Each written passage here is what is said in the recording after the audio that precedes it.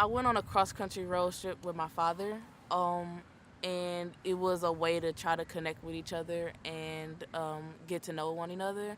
And it really was a bad situation because he wasn't a good person. We didn't get along at all. We fought and argued the entire time, and we were on the road for like 2 weeks in a semi-truck.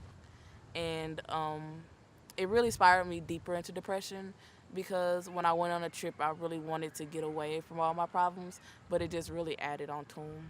So when I got back,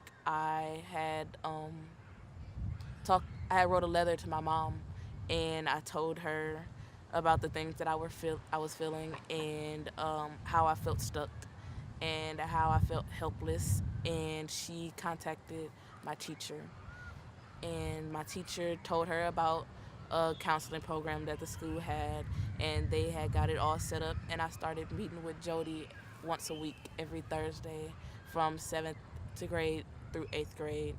When I left Jody after my 8th grade year, I didn't necessarily I didn't necessarily talk to anybody afterward. My freshman year, I was very quiet and I never let on to the problems I was having at home, and it really affected what was happening at school.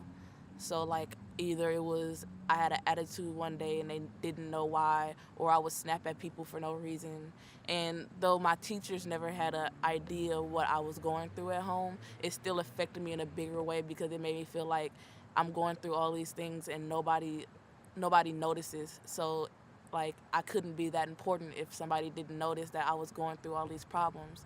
And the biggest thing for me was actually speaking up to somebody, finding somebody and saying, yeah, I'm not okay and I need help and I need it now.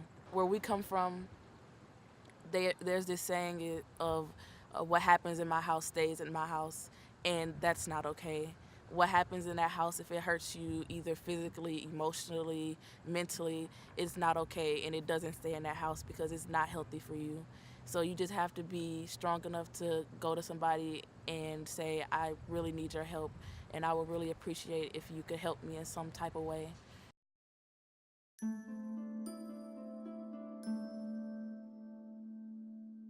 It made me feel comforted.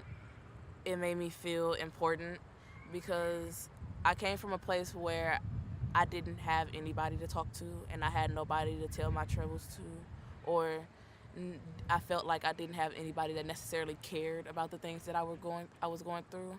So having those sessions once a week of just me and somebody that really just wanted to listen to the things that I had to say and help me get through my problems was one of the most liberating feelings, to feel like you're actually important to somebody out there.